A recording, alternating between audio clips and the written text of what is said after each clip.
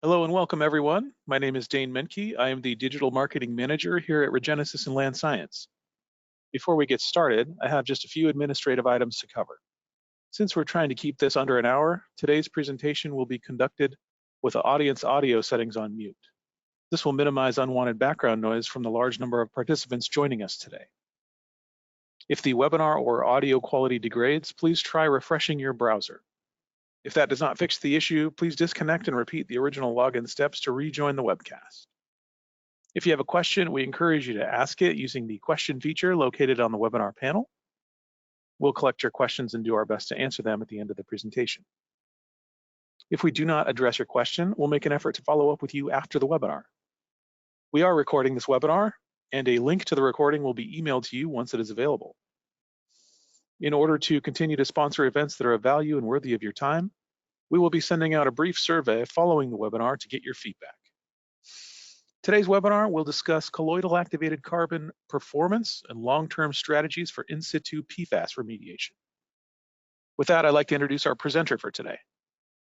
We are pleased to have with us Dr. Grant Carey, President of Pore Water Solutions. Dr. Carey has more than 30 years of experience specializing in the characterization, modeling, and remediation of many impacted sites across North America. He also specializes in the development of innovative modeling and visualization tools for conducting PFAS forensic assessments and for evaluating long-term remediation strategies. He's currently involved with 5 CERTIP ESTCP projects, where his main research focus is on PFAS transport and remediation. Dr. Carey is also an adjunct research professor at Carleton University in Ottawa, Ontario. All right, that concludes our introduction. So now I will hand things over to Grant Carey to get us started. Thanks, Dane, and hello, everyone. I appreciate everybody taking the time out today to join us. And we do have a lot to cover today, but I think some of this will be helpful. So let's get started. So I know most of you on the phone already know the immense challenges that we face with PFAS environmentally. Because PFAS have been used in many commercial and industrial products since the 1950s. So they're widespread in soil, water, and air. PFAS do bioaccumulate in humans and ecological receptors. And for that reason, it's one of the reasons why they have very, very low cleanup goals. And just to pile on to the challenges, PFAS were actually engineered to resist degradation, which means we don't have the same remedial options with PFAS that we do with chlorinated solvents and petroleum hydrocarbons for cleaning up sites. One remedial option that's gotten a lot of interest over the last few years for PFAS sites is the use of colloidal activated carbon, otherwise called CAC. And this colloidal activated carbon are very small particles of activated carbon, usually 1 to 2 microns in diameter. And because they're so small, they're actually fairly easy to inject into aquifers. And the way this works is if there is a PFAS plume and we want to inject this colloidal activated carbon permeable reactive barrier, or PRB, we use temporary wells to inject a liquid solution that contains these small particles of activated carbon. So once that carbon's injected, PFAS will preferentially absorb to that carbon within the PRB. And essentially, it's a way of filtering the PFAS out of groundwater. So the groundwater that flows through the PRB will be essentially clean of PFAS. So the radial diagram in the top right here shows what we observed at a monitoring well. This is a site where Aptum injected colloidal activated carbon at a Navy site, and they actually have monitoring wells in the barrier within the PRB. And this is one of those monitoring wells where we can see before the injection, that red line represents the pre-injection concentrations, where PFAS was around 3,000 nanogram per liter, PFHXS was similar, PFBS was just a little under 100 nanogram per liter. And we can see after the injection, that green data series, all the concentrations have dropped by orders of magnitude, 3.5 orders of magnitude for PFAS, for example. So this is an example of what happens after CAC is injected. And here with the diagram on the bottom right, this is for carboxylates. So PFOA and PFHXA are similar to what we saw for the sulfonates, orders of magnitude reduction after CAC is injected. What's interesting here is that we don't see the same reduction for PFBA, and PFPEA, which are the shortest chain carboxylates shown here in the radial diagram. And that's not surprising because those short chain carboxylates absorb, I'd say, the least strongest to CAC. If there are other things in water, like other higher PFAS concentrations, DOC, that will basically compete with these shortest chain carboxylates and limit their absorption. So with colloidal activated carbon, I am involved with 5 startup ESDCP projects, and 4 of them are actually focused specifically on the use of colloidal activated carbon for PFAS. I think the US Department of Defense now has 7 or 8 projects at least involving colloidal activated carbon, because we have seen through a number of field sites where this has been implemented over the last 7 or 8 years, it does work. It's really more a question of how long does it work for different PFAS of concern or different regulated PFAS. So my involvement with these projects is mainly modeling support, and that's because about 7 years ago, I have a proprietary reactive transport model. I actually developed it about 20 years ago, initially focused on chlorinated solvents. I've updated that since, so it actually works with PFAS transport, and it simulates the effects of CAC injection. So we can evaluate what happens after CAC is injected, and how long does it take for PFAS of concern, the regulated PFAS, to actually break through a PRB with colloidal activated carbon. So today I'm going to talk to you about 2 studies I've done under one of the CERDIP projects for the US Department of Defense. One project we've actually looked at specifically at source conditions at a site that's been well characterized, South Dakota Air Force Base. I do have a paper that's been published on that. So at that site, we're looking at how is this remedy going to work, and where is the best place to actually put a CAC permeable reactive barrier at a site like that one. And then the lower graphic is for a second site we're going to talk about in this presentation, where we actually use modeling to look at the effects of tidal fluctuations and coastal geochemistry, which is a little more complicated than typical freshwater sites. And we wanted to see how do those factors actually affect the CAC performance when a PRB is put fairly close to the shore to prevent a PFAS plume from reaching the shore. And at the end, I'll talk a little bit about feasibility studies with a simple scenario where we can actually model not just the PRBs with colloidal activated carbon, but now with these simple modeling tools, we can actually start to look at integrated remedy components. Does it make sense to do source containment at the same time we have a PRB, say at a down gradient boundary? So I'll just show a simple example of how we can do that. And I'll talk more specifically about what kinds of things you might want to think about if you're considering a long-term remedy with colloidal activated carbon. So since we're talking about PFAS remediation with colloidal activated carbon, I think it's important we talk about the first site, I think, in the world where in situ remediation was actually successfully done. This is a site that Rick McGregor worked on. He's with In Situ Remediation Services. It's a central Canada site where there were hydrocarbons present, and Rick had also found that there are low levels of PFAS and PFOA that were present before remediation in the 1 to 3 microgram per liter range. So at this site, Rick injected plume stop, which is colloidal activated carbon, to both go after the hydrocarbons and also to absorb the PFAS, try and mitigate the plume that was present at the site. So we can see the top graph is what it looked like before remediation with the PFAS plume. And we can see after 180 days, that's just a model result showing, basically showing what the field data show us, is that after injection, PFAS and PFOA, and even all the short chain compounds that were monitored since the injection have all been non-detect for the last 8 years. One thing to note here, so this is an example of source treatment where the source area is about 400 square feet. The actual CAC zone after injection was about 3,000 square feet in area. So this is a fairly small site, fairly low concentrations, and here source treatment worked quite well. We'll look at another example in the next site where much bigger source zone, higher concentrations, where source treatment would be a bigger challenge.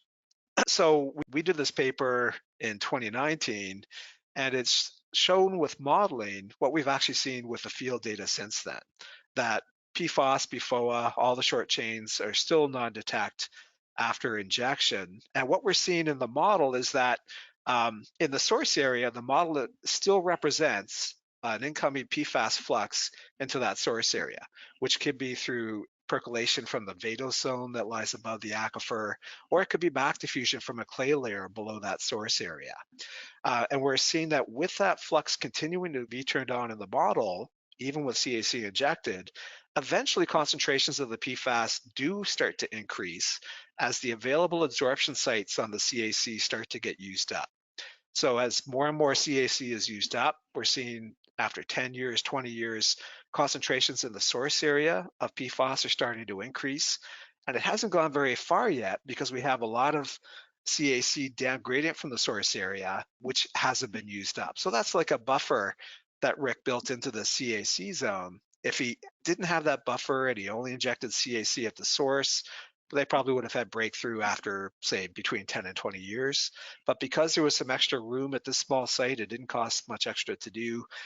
They got an extra few decades before breakthrough was actually realized. So that's just something to keep in mind is these, some people call them runways of CAC, basically give yourself some extra buffer so you've got greater longevity. So let's talk about the South Dakota site. There was a paper published late last year in the Remediation Journal.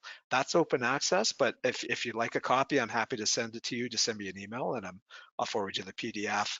You can see my co-authors on the paper here.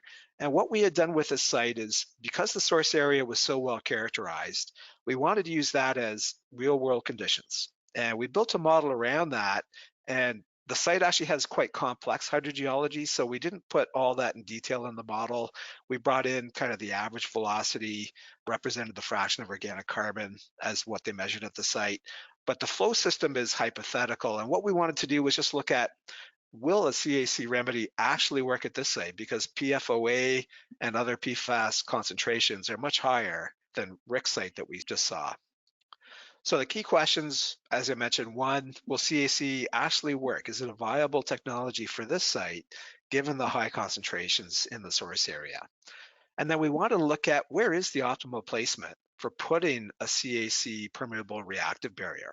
Is it at the down gradient boundary? Is it right down gradient of the source area? Maybe in between, maybe a couple PRBs.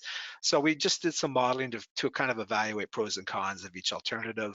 And then through this remedy is being implemented so quickly because there is an urgent need to mitigate PFAS at some sites. There is a need for more information on how to characterize sites, how to do these feasibility studies.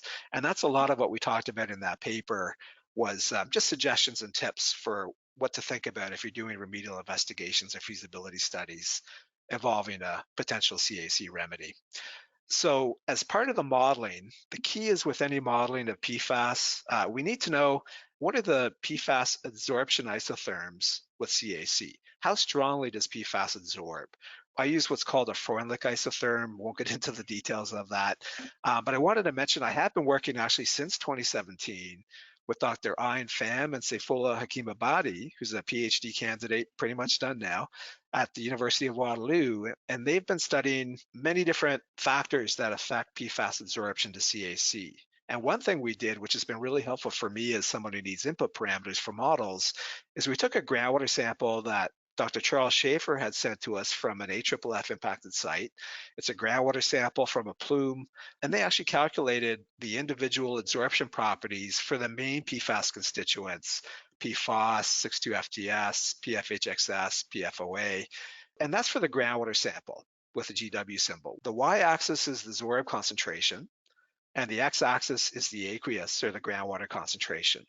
And what we can see is if you have only PFAS in a water sample and you put CAC in that sample, you get a lot more PFAS adsorbing to the CAC than if you actually have a groundwater mixture with other PFAS, with dissolved organic matter. So the PFAS adsorption for the groundwater sample has lower adsorbed concentrations than for what we call a single species PFAS only in water. So that's key, is that we're actually using a groundwater sample to tell us with all these things in the water at field sites, what are the adsorption properties we should be using in these models to try and predict longevity. And this paper did have a summary actually of 17 field sites where CAC had been implemented. It talked about initial concentrations, what were the results. And we showed with these sites that CAC was actually very effective at remediating PFAS. And the big goal was to reduce mass flux at these sites.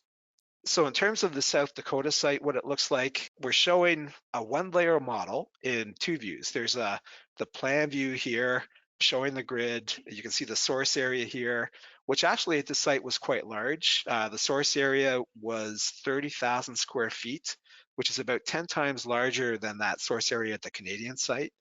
And PFOA concentrations are about 100 times higher. So this is a much bigger site, higher concentrations. And the top graph actually shows a cross section. And what's interesting here is a lot of good work had been done at this site. One thing that had been done was Dr. Hunter Anderson, who's with the Air Force, had worked closely with Wood, which is now WSP, doing a lysimeter study to characterize how much PFAS are actually vertically migrating downward from the vadose zone into the water table. So we have a mass discharge measurement of 17 gram per year PFOA moving vertically down to the water table from the vadose zone. And we know based on the data in groundwater wells around that source area, there's approximately 270 gram per year PFOA leaving the source area. So 270 gram per year total, only 17 coming from the vadose zone, about 6% of the total. So at this site, most of the mass, not just for PFOA, but the other PFAS constituents as well, most of the mass is already below the water table in terms of where the source is located. What we believe is that a lot of that mass is probably diffused into silts and clays that are below that source area, and it's just slowly diffusing out over time. And that's actually similar to what we've seen at some other sites. There's some really good papers out there, one by Dr. Dave Adamson that characterized the distribution at an AFFF site that showed something similar with forward and back diffusion. Okay, so we looked at three alternatives with a model, and what we're looking at actually is the pre-remediation modeled PFOA plume. This is a very simple model. So we took the 270 gram per year and just kept that constant for a 50-year period to try and just create a plume, a hypothetical plume, that we could use to actually overlay different remedial alternatives and see how that affects the plume and the transport. So this plume is about 1,800 feet down gradient of the source after, let's say in 2024. So we're looking at what remedial alternatives we might implement. So the first alternative we looked at was actually a down gradient PRB, just a little up gradient of the property boundary. And it's actually, if you notice, it's ahead of where the plume is in 2024. So at this point, this is a site that's lucky enough the PFAS plume hasn't gotten to the down gradient boundary. That's not always going to be the case, but in this case, it gives us an option to look at, well, what happens if we put a PRB ahead of an expanding plume and where concentrations will actually increase over time. So that's the first PRB we looked at. Then we looked at the second alternative was including that down gradient PRB and also adding in a mid-plume PRB. Basically to say, if we can stop a lot of the mass coming from the source area in the mid-plume PRB, will that increase the longevity of the CAC and the down gradient PRB because it's going to get less mass, lower concentrations over time. So is there a benefit to actually having two PRBs at this particular site? And then we also looked at a source area grid where just blanket source grid injection of CAC. Now, this is a big source area. The actual area we looked at in the model was 60,000 square feet. I actually think that's cost prohibitive. I don't think anybody would actually do this because it's such a big area. But we just did it in this study to see, well, how does that affect the plume migration down gradient? How long before that plume flushes out? So the first alternative, just the down gradient PRB. This is showing the model results with the plume at 7 years after CAC injection. So they injected CAC here in the PRB. What we're seeing is that plume kept moving down towards that PRB. We've got fairly high concentrations, over 30 microgram per liter now in the middle of the down gradient PRB. And that's caused eventually a master breakthrough. The breakthrough time was at about 66 years for PFOA to break through. So with this site, one suggestion we made in the paper was if you're looking at CAC as a long-term remedy, the suggestion would be make sure you design it to get at least 30 to 40 years of longevity. If you get more than that, that's great. But if you can get at least 30 or 40 years, any future injections that have to be done, if you're using net present value, are actually fairly cost effective when they're much further ahead in the future. So this is a little complicated, but I'll just show because I did find the results interesting. This is looking at the concentrations across the width of that plume. So the center of the PRB is at this y-axis, 345 meters. And going to the left, that's actually going north along the PRB, and going to the right, that's going south in the PRB. So we can see that the PFOA concentrations actually reached the MCL of 0.004 microgram per liter in about 5 years after the PRB was installed in the model. And over time, those concentrations kept going up and up because it's an expanding plume. So early on, there wasn't much movement through the PRB, but as concentrations continued to increase, it started to move faster through the PRB. So over the 60 or 70-year simulation, concentrations increased by 5 orders of magnitude. So the lesson here is, if you are going to put a PRB in front of an expanding plume that's not stable, just make sure you're predicting what the future concentrations are going to look like. If they're going to be big increases, that affects how much CAC dose you want to give to make sure you get the longevity you need. Okay, and then the second alternative was actually looking at two PRBs combined simultaneously, the mid-plume PRB and the down-gradient PRB, which we already saw. And the question was, will that mid-plume PRB actually increase the longevity of the down-gradient PRB? And simple answer is no. We had 66 years breakthrough time with only the down-gradient PRB, and we had 68 years with the mid-plume PRB installed. I'll show you a graph in a minute that explains why, but basically what we're seeing is, even with the mid-plume PRB, there's still, when that was installed, there were already high concentrations of PFAS down gradient of the mid-plume PRB. And over time, we're seeing fairly slow velocities in this simulation, a high amount of PFAS absorbed to natural organic matter, 0.25% FOC. And that means we've got a long flushing time before those concentrations really start to dissipate and go down. So the orange line shows the PFOA concentration at the down-gradient PRB when only the down-gradient PRB is used.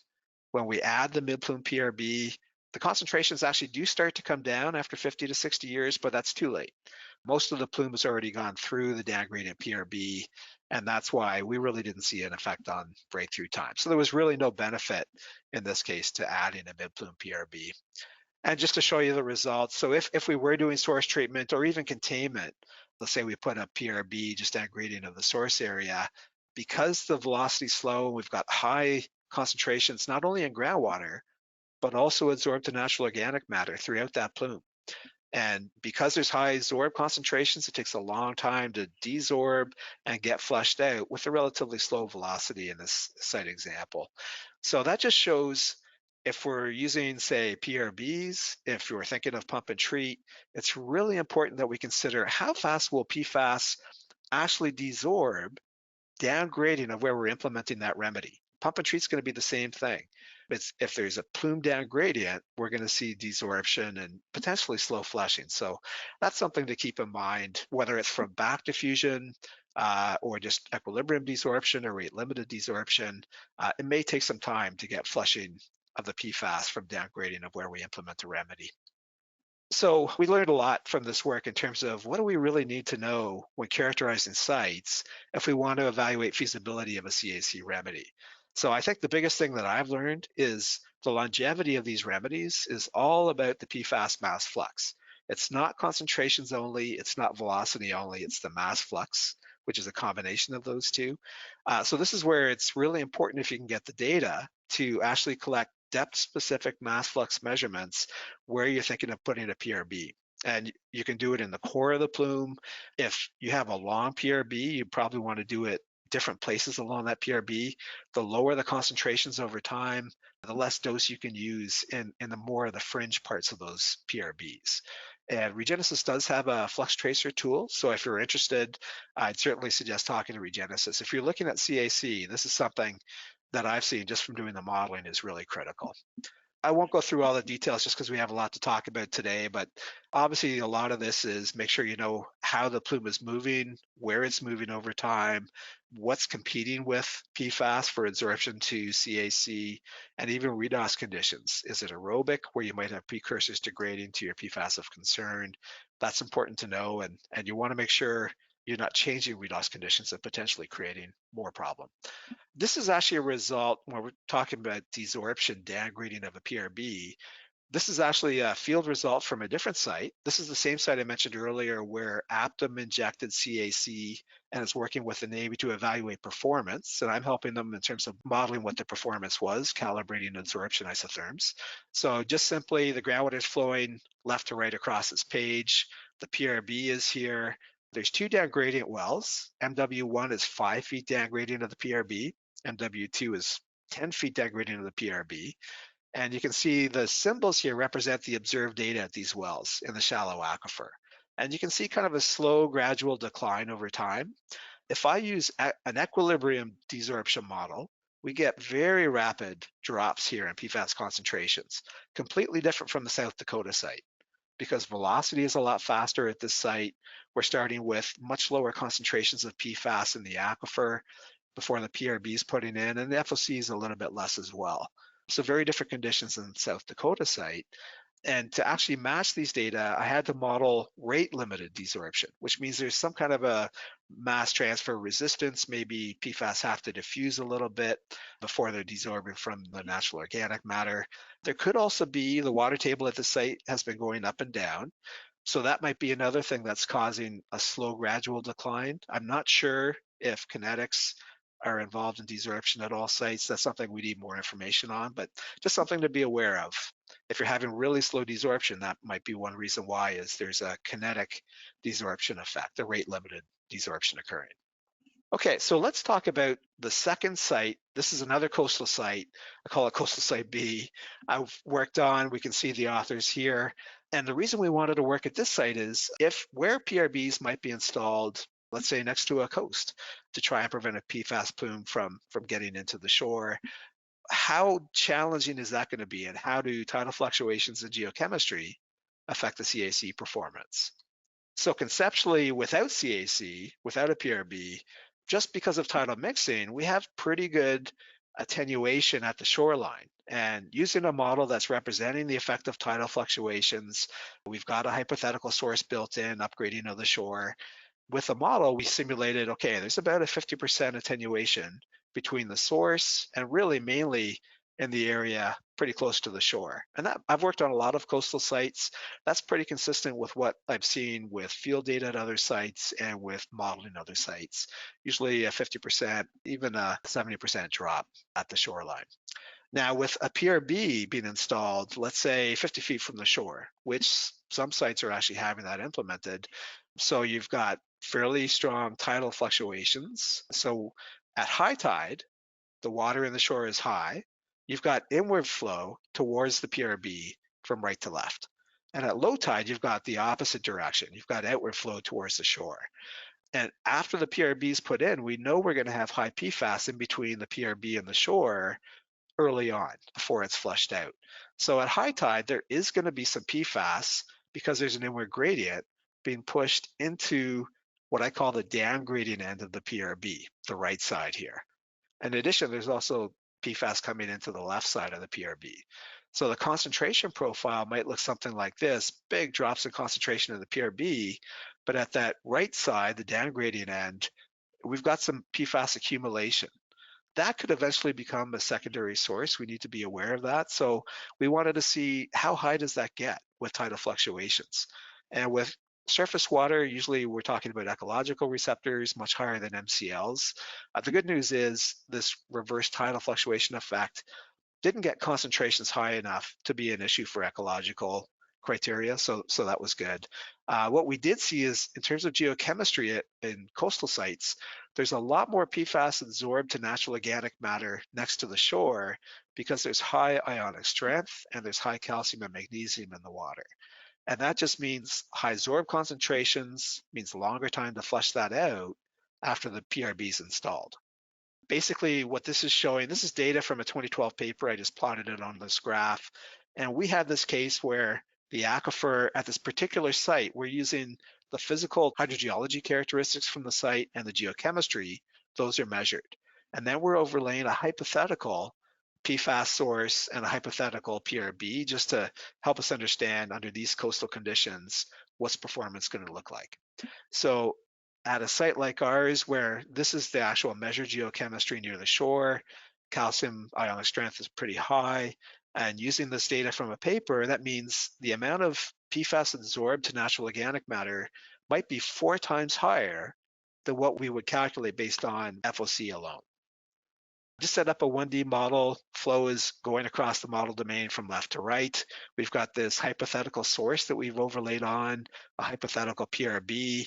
We're actually using the characterized hydrogeology characteristics from the site and the tidal characteristics to model the tidal fluctuations. And we're putting in a PFOA source, just using the same concentration we had at the South Dakota site, 300 microgram per liter, which means without a PRB, at the shoreline, there would be about 150 microgram per liter because of that tidal mixing that occurs near the shore. We modeled the tidal fluctuations. I think that's enough said.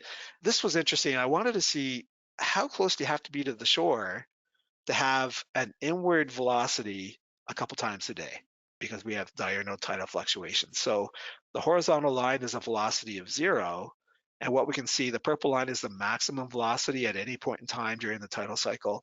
The blue line is the minimum. When that blue line is below 0, at a distance here of 40 meters inland, that's where we start to see inward flow. Negative velocity means inward flow. Positive velocity is outward flow. So what we're seeing is if we put a PRB 50 feet from the shore, we're going to have pretty strong inward velocities a couple times a day, bringing that PFAS in from that stretch of land between the PRB and the shore, bringing that into that PRB boundary. So in terms of results, with this model, the symbols here above the charts show the well locations. So the chart on the left is for an observation well in the model that's at the down gradient boundary of that PRB. That's where we know PFAS is going to go up a little bit because it's coming with inward flow, it's coming into that boundary. And the second chart on the right is for an observation well in the model, basically placed at the shore. So on the chart on the left, we can see initial concentrations are up here, 300 microgram per liter before CAC injection. The model actually simulates the CAC injection and the drop in PFAS that occurs. And we can see PFOS and PFOA do come down quite a bit.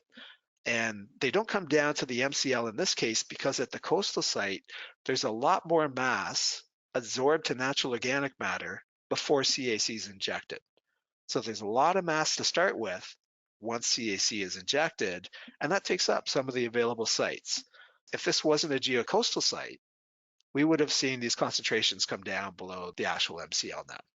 So what we're seeing is both PFOA and PFOS came down. They went up a little bit, and that's because with inward flow into that boundary carrying PFAS, that increased both PFOS and PFOA concentrations at the down gradient boundary.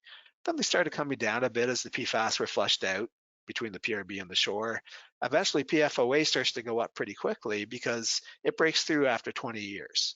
So we'd have, with this particular scenario that we modeled, we'd have a 20-year longevity for PFOA, much longer for PFOS because it absorbs so much more strongly to CAC than PFOA does. Now at the down gradient well, next to the shore, we actually see something pretty different. Here we see pretty quick orders of magnitude PFOA decline over that 20-year period before it breaks through. So what we'd have to do actually is re-inject CAC before that 20-year period is hit to make sure this stays down. But we see PFOS is a much slower decline, and that's because in this model, we're modeling equilibrium desorption with high absorb concentrations to start with. It just takes a long time for that PFOS to be flushed out because it absorbs so strongly to natural organic matter to begin with. So that may be conservative. The actual PFOS decline might be a fair bit faster than what we're modeling. A lot of these marine site studies have shown that PFOS may be maybe 50% of it may be irreversibly absorbed to the natural organic matter, in which case it's not coming off. And then we would see concentrations come down more quickly.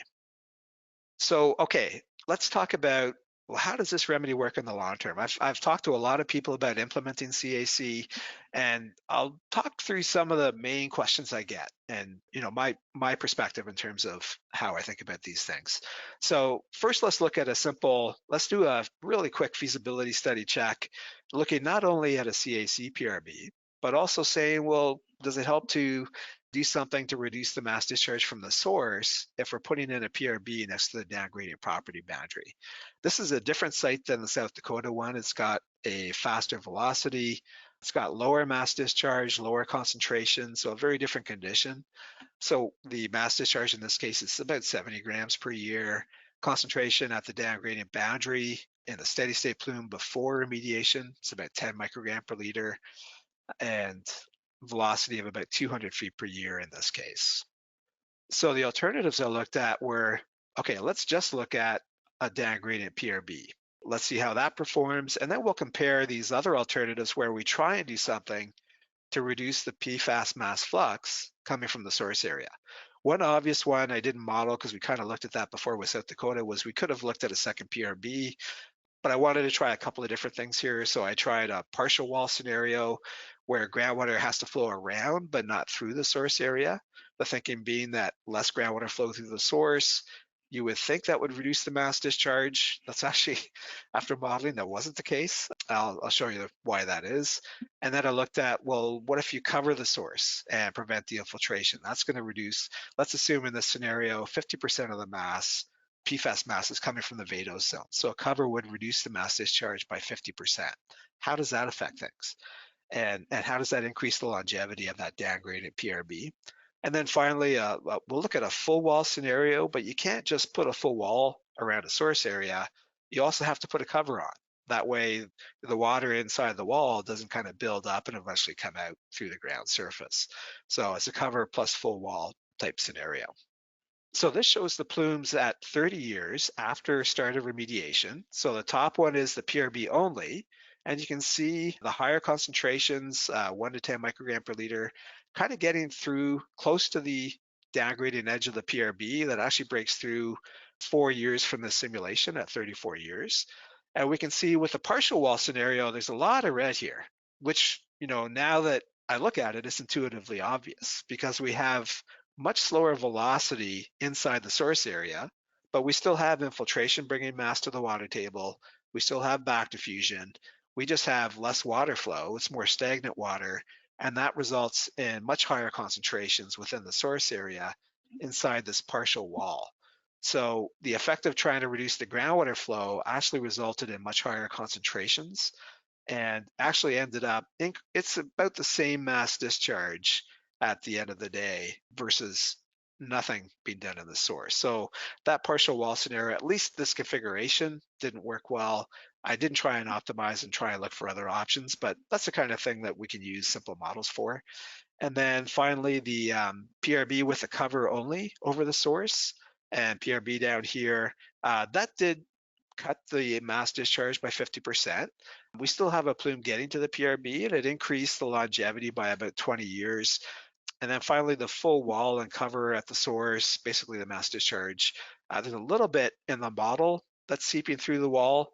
In reality, these walls have a finite lifetime.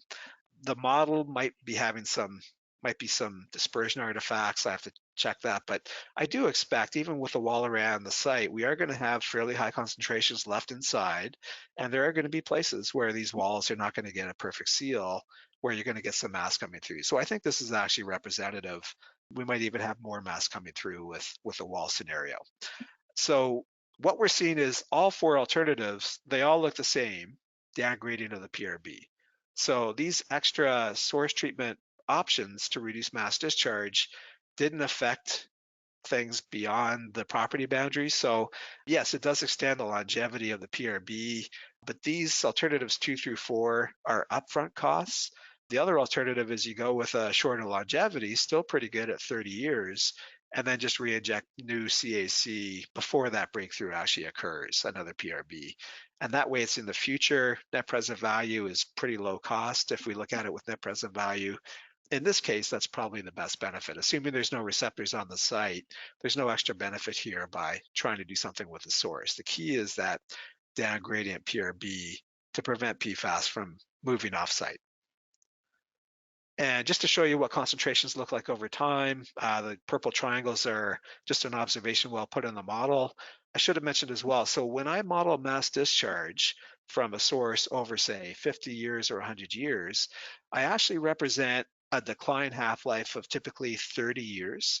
I had done that 2019 paper I talked about shows that with back diffusion, we still get a decline. It's a slow decline, but if that's the main driver for source mass discharge, that declines at a half-life of about 30 years. That's why the concentrations do go down over time for the PRB only scenario, and that's a 30-year half-life. And then they drop more quickly by 50% when we put a cover on, but they still stay elevated well above MCLs by 1,000 plus times the MCL. And the purple one does drop pretty quickly with the full wall, but we still have mass getting down gradient just because some walls may leak, and that really depends on what kind of wall you build and how well you sustain it.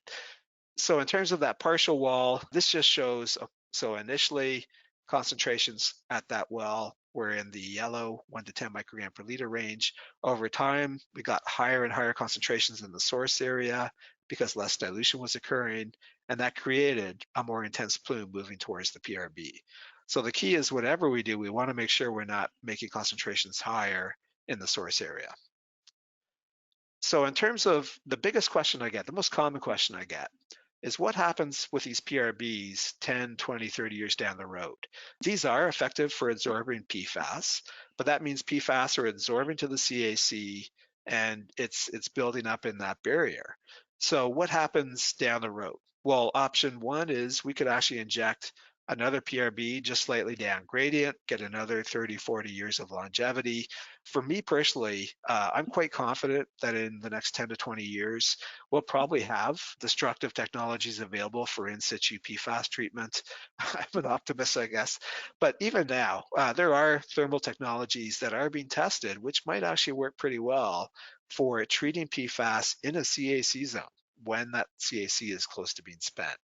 So we can inject down gradient and treat in the CAC zone that's been replaced. I think that's where we'll probably be, but at the end of the day, I see this as a way to slow down what's leaving the site and give us time to catch up and come up with potentially more destructive technologies. And the key that I think is important for feasibility studies is looking at net present value. That really opens up a lot of options about, do you spend more up front, or do you spend enough now to get good longevity for 20, 30 years and then spend more later when the net present value is actually less? That's something to consider for feasibility studies. Okay, and then we do have, as of last month, we now have final EPA MCLs for PFAS. I'm sure everybody's aware of it. I'll just go over. So there is one compound, HFPODA, that's from the Gen X class. Most AFFF impacted sites don't have that. So I'm just going to talk about the 4 main ones we see at AFFF impacted sites. Obviously, these MCLs are quite low. Background conditions at sites might actually be higher than these MCLs. So that's one thing, is all these sites, we're going to need to characterize background pretty well. And the key is these 4 with MCLs are all long chain PFAS. They all absorb pretty well the CAC. The one that doesn't, that initially in the proposed MCLs was a bigger deal, was PFBS. That's a short chain. It still absorbs fairly well. There's one site I'm working on where at least that in-barrier monitoring we're doing, PFBS is still held up in the barrier, hasn't broken through. I think PFBS probably will be the first to break through compared to these others because it's a shorter chain. It just absorbs less strongly than the others, but it also tends to be lower in concentration and it has a much higher health-based water concentration. The key thing is, for hazard index, for PFBS to even be relevant, when we're looking at remedial goals for groundwater, this hazard index is only if you have a mixture of 2 or more PFAS, of these 4 PFAS present. If we have PFNA and PFHXS being held up in a CAC barrier and they're not breaking through, even if PFBS is breaking through, as long as we don't have PFNA and PFHXS at the downgrading end of the boundary, then that's okay. It's when you have a mixture present where PFBS becomes part of the mix in the hazard index calculation. And it's still early days. To be honest, I'm not exactly sure how this will be implemented, but I think it's an important change that EPA made compared to the proposed MCLs last year, where it wasn't based on a mixture, it was based on any one of these compounds being present. So that's just important to know, I think. I'm going to go past this. If PFBS is an issue, there are ways. I think the long chain compounds, competitive absorption modeling is not as critical because they absorb pretty well already. PFBS is short chain. It actually does have enhanced absorption down gradient of where the long chain compounds get held up in a barrier. So you can model that, and you can model the more realistic longevity of PFBS is important. But hopefully, because of the hazard index calculation, that's not going to be an issue at a lot of sites. So in terms of modeling CAC performance, the key for me, I actually learned a lot just from running the models. Every site I work on, because this is such a new way of remediating. I'm still learning new things, and they're great teaching tools. These visual aids we can put together. If someone's not as sure how this works, maybe they don't understand it as well, this creates the graphics we need to help support that. And we can use models to support feasibility studies, remedial design, performance assessments, even to evaluate remedial action objectives. If we're trying to quantify what the attenuation is going to be, say, downgrading of a PRB at a site boundary, and a down gradient receptor that might be thousands of feet down gradient. Modeling tools might be useful for that kind of thing in some cases. Okay, so poor water solutions. If you are interested in some of the graphics I showed with radial diagrams, we do have a tool that does that. This poorwater.com PFAS HTML page. We are starting to put together e-learning courses, including a number on PFAS, PFAS transport, and remediation. We have a questionnaire available. If you're interested at all, I'd really appreciate if you could fill out that questionnaire so we learn what the industry needs as we put these courses together. And on that note, I will say Port Water Solutions is a proud sponsor of the Battelle Conference coming up in Denver. We're at booth number 244, so if you're there, please come by. I'd love to have a chat with you. And if you have any questions, if you need any information, if you want a copy of the slide deck, feel free to email me. I'm happy to send that out. And my phone number is there as well if anybody's interested. And on that note, Dane, I'll end there and see if anybody has any questions. All right, thank you very much, Grant. Yeah, as Grant mentioned, that concludes the formal section of our presentation. So at this point, we'd like to shift into the question and answer portion of the webcast. Before we do this, just a couple quick reminders. First, we will be sending out a brief survey following the webinar. We really appreciate your feedback, so please take a minute to let us know how we did. Also, you will receive an email with the recording as soon as it is available. All right, so let's circle back to the questions here. Grant, the first question is, how much effort is involved with modeling integrated PFAS remedy components as part of a feasibility study?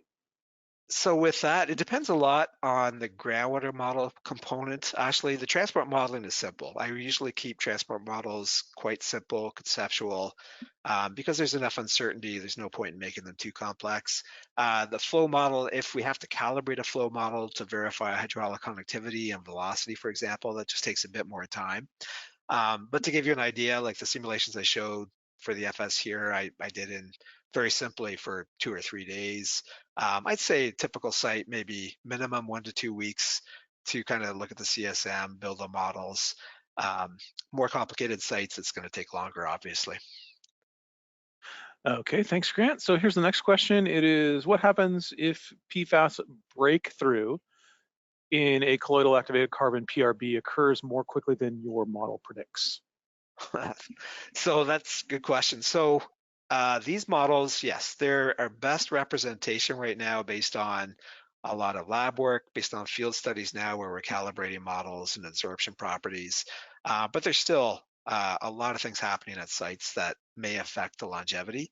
I'd say if you're targeting to trying to get 30 to 40 years longevity and you get, say, 20 years, I think that's still pretty good. And I think we need to build in these contingencies to do the monitoring, um, make sure we're aware of when breakthrough is starting to get close, and have budget available to put in a contingency PRB. We're going to do that at some point anyway.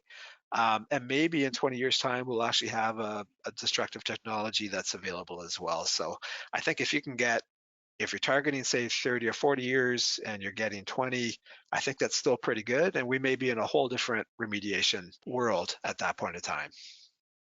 All right, okay, so next question here is, how well do short chain PFAS adsorb to colloidal activated carbon? It depends on the site. So I've seen some sites where like PFBA and PFPEA actually adsorb pretty well. I showed that one slide where those two compounds really broke through pretty quickly at this other coastal site. And that's just because there was probably more in the water there. Maybe the pH was a bit different. So I'd say I look at it as, what are the regulated compounds that we have to remediate? So with the new or final MCLs, the long chain, the PFOS, PFOA, PFHXS, PFNA, those are the key ones in terms of MCLs, and those ones absorb quite well.